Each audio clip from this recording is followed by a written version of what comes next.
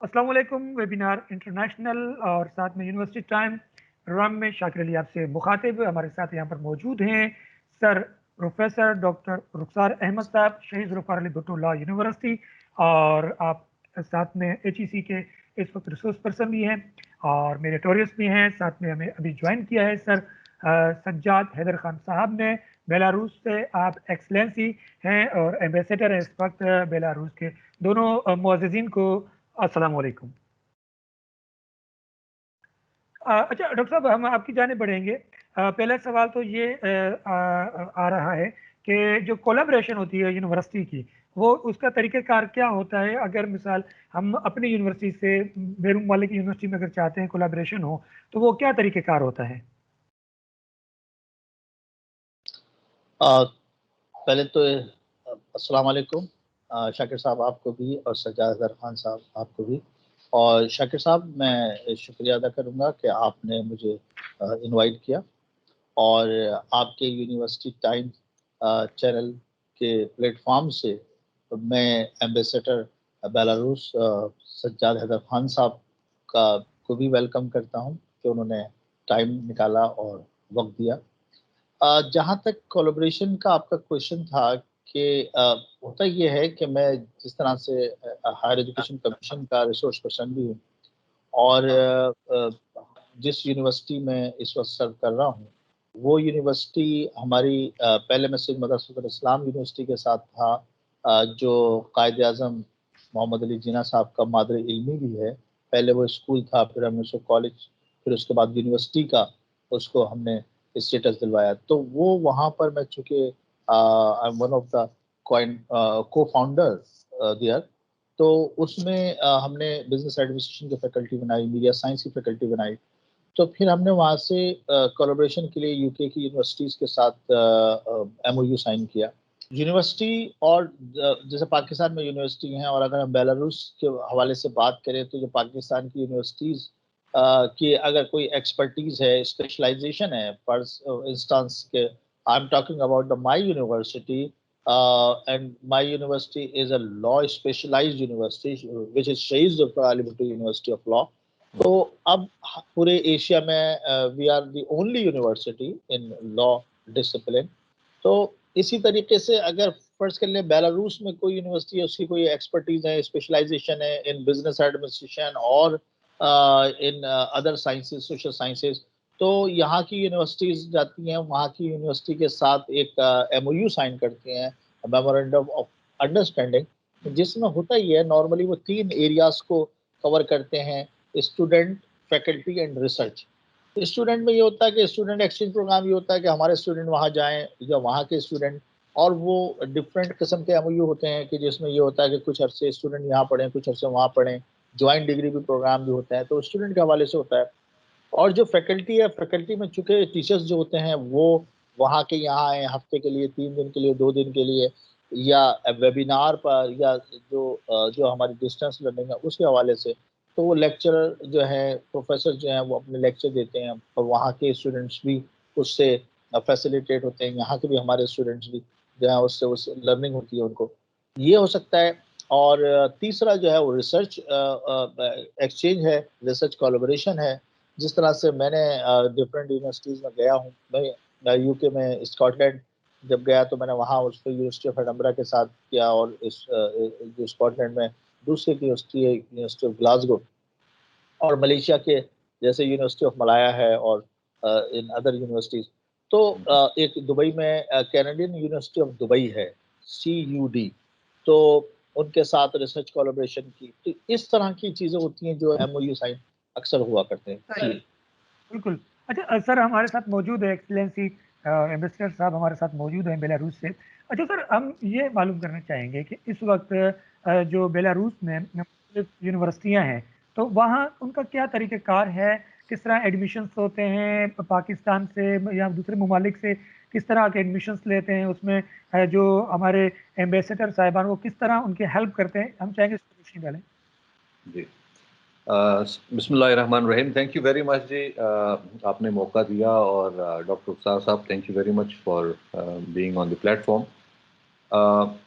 पाकिस्तान की तकरीबन 117 मिशन हैं बाहर, जिनमें से तकरीबन 88 एम्बेसडर्स हैं, और वो 7 जो बर-ए-आज़म हैं उन तमाम में मौजूद हैं, और यूरोप में भी हैं, एशिया में भी है, सारे बर-ए-आज़म में मौजूद हैं। और डिपेंडिंग ऑन कि किस रीजन में आप पोस्टेड हैं और वहाँ की यूनिवर्सिटीज़ किस लेवल की हैं और किन एरियाज़ में कोलैबोरेशन हो सकती है, क्या फ्रूटफुल है नहीं है, उन चीज़ों को देख के हमारे एम्बेसडर्स फिर रीच आउट करते हैं रिस्पेक्टिव जो यूनिवर्सिटीज़ हैं, मिनिस्ट्रीज़ ऑफ एजुकेशन है या हायर एजुकेशन कमीशन है, उनके साथ। मुझे जी यहाँ आए हुए तकरीबन 3 महीने हो गए। इससे पहले मैं जकार्ता इंडोनेशिया में पोस्टेड था, और उससे पहले जर्मनी और हंगरी और सीरिया में भी पोस्टेड रहा।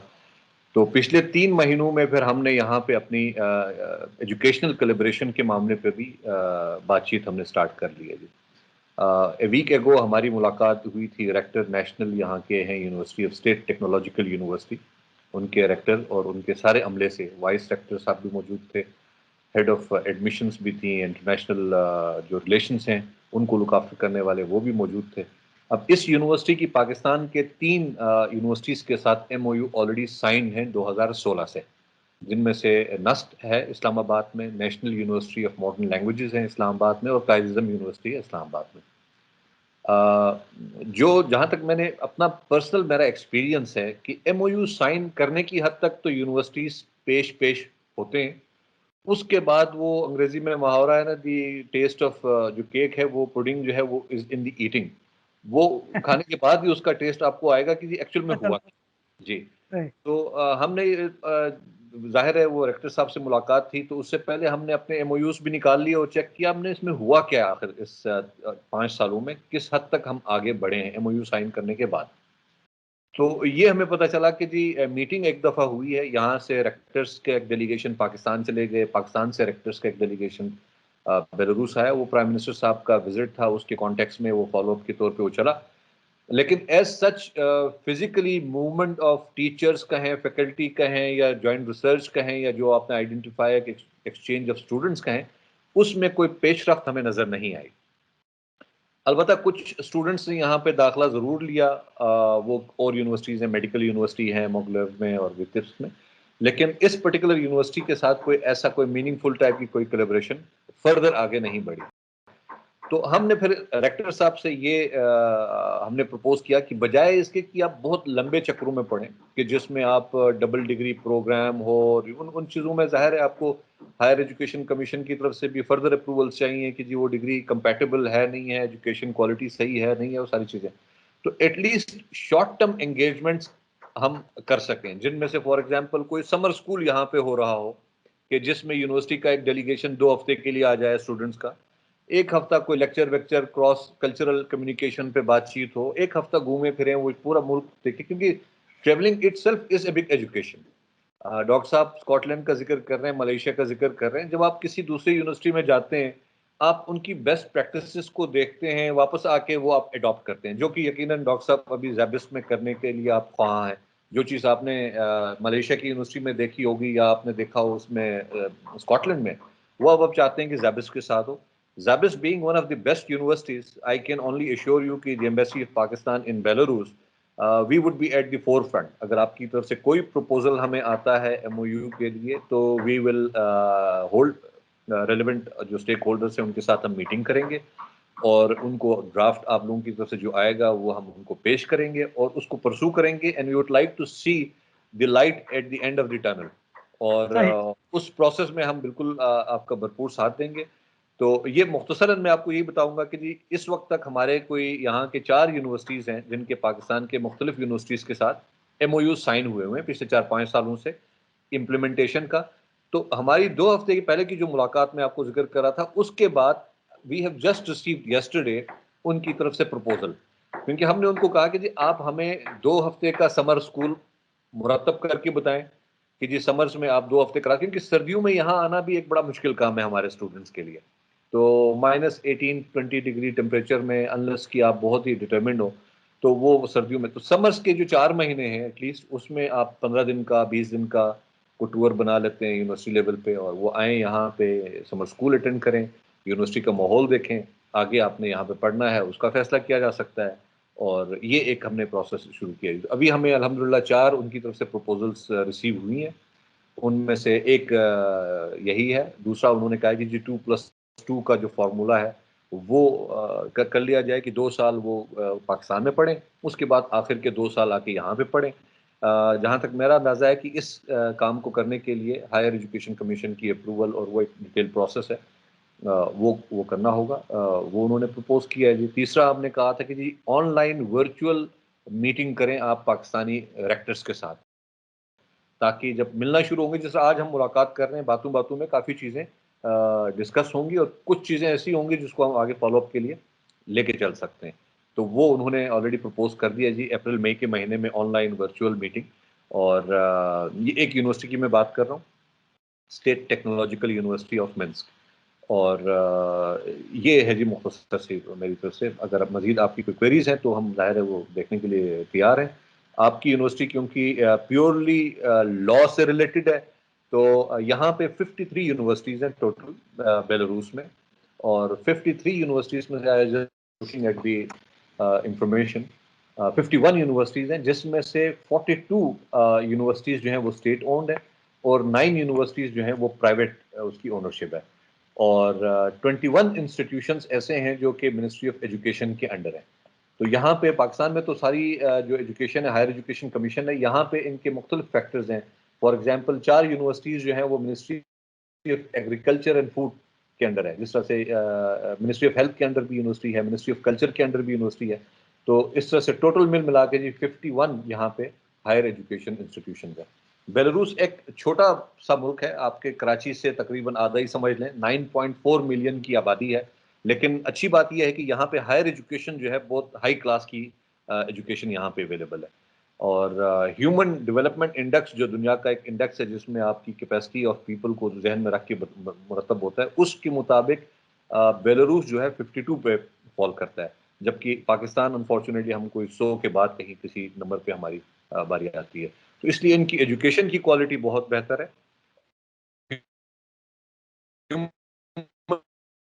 रिसोर्स डेवलपमेंट यहाँ का भी अच्छा है और इंटरनेशनल स्टूडेंट्स भी यहाँ पे आ रहे हैं। पाकिस्तानी तकरीबन कोई 12-14 स्टूडेंट्स इस वक्त यहाँ पे मुख्तलिफ यूनिवर्सिटीज़ में ज़ेर तालीम है। क्योंकि ज़बान की दिक्कत होने की वजह से और एरिया सख्त होने की वजह से, इन द सेंस कि यहाँ पे अच्छा, मौसम बड़ा अंग्रेजी है टफ ना, है और तो फिर इंग्लिश जॉब की तरफ चली अपॉर्चुनिटीज़ की। जाती है। जी, मेन जो मीडियम ऑफ इंस्ट्रक्शंस तो रशियन लैंग्वेज है, लेकिन जी इंग्लिश जी। में भी फैकल्टीज हैं, अवेलेबल हैं। जिस तरह मैं लॉ का भी देख रहा था कि 3 यूनिवर्सिटीज़ में ऐसे हैं जहाँ पे फैकल्टी ऑफ लॉ में इंग्लिश बैचलर्स या मास्टर्स या पीएचडी लेवल पे क्लासेस अवेलेबल है यहाँ पे। सही। अच्छा डॉक्टर साहब, यहाँ पर एक अहम सवाल आया है कि यूनिवर्सिटियाँ एमओयू साइन तो कर लेती हैं, लेकिन उस पर अमल दरामद नहीं हो पाता। इसकी वजह क्या है? बिल्कुल सही बात है ये। मैं इससे इत्तफाक करूंगा सज्जाद साहब की बात कि वो एमओयू हो गया, लेकिन उसमें असल बात यही हो जाती है, जो बात यह है कि उसको फॉलो अप और फिर उसको परस्यू करना, और सिर्फ डॉक्यूमेंट्स एक साइन कर लिया, फाइल में लगा दिया, तो वो उससे तो बिल्कुल कोई फायदा नहीं है। यही है कि उसका फायदा उठाया जाए। एक पूरा एक प्रोसेस, एक एक्सरसाइज की गई, उसमें टाइम लगाया गया है एमओयू साइन करने में। असल में बात यह है कि उसमें इंटरेस्ट कितना है उस यूनिवर्सिटी को, उनकी जो मैनेजमेंट है कि वो उसको फॉलो अप करें और उसको उससे फायदा उठाएं। कि एक चीज तो उन्होंने कर ली जो कि करनी थी, एक प्रिंसिपली एक उन्होंने एग्री करना था, कर लिया। अब उसके बाद उसकी इम्प्लीमेंटेशन है।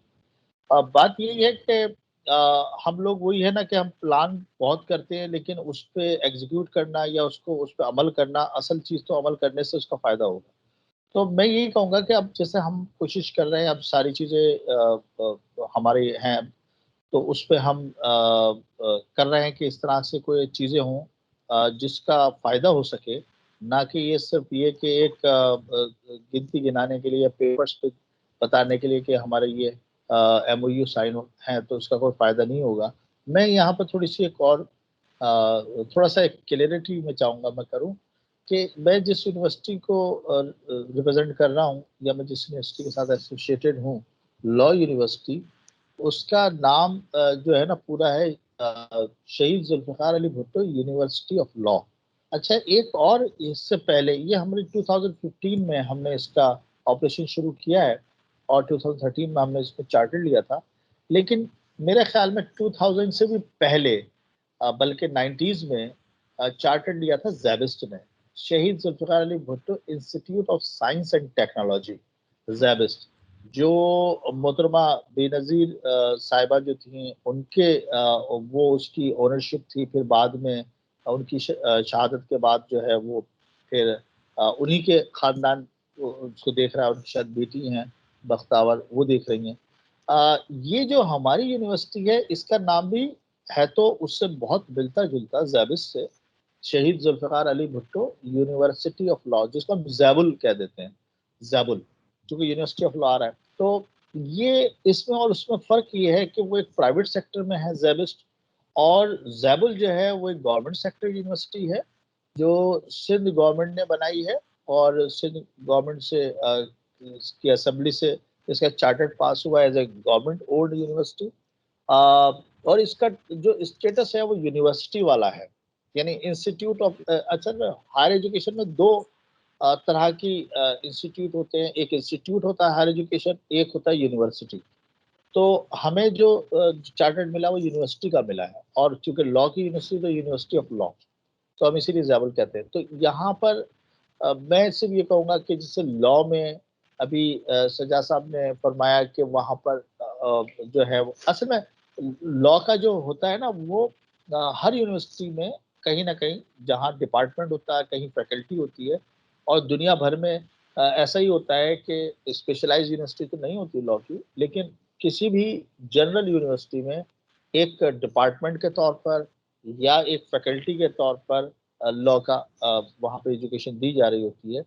अ, मैं ये कहूँगा कि लॉ के वाले से बहुत सारे स्टूडेंट्स बाहर पीएचडी करने के लिए जा रहे हैं। वो हमारे पास बहुत सारी फैकल्टी ऐसी है कि जो यूरोपियन कंट्री से लॉ में पीएचडी करके आए। अभी मलेशिया बहुत सारे स्टूडेंट जा रहे हैं बिज़नेस एडमिनिस्ट्रेशन में पीएचडी के लिए। हमारे पास पाकिस्तान में वैसे तो ग्रेजुएट लेवल पर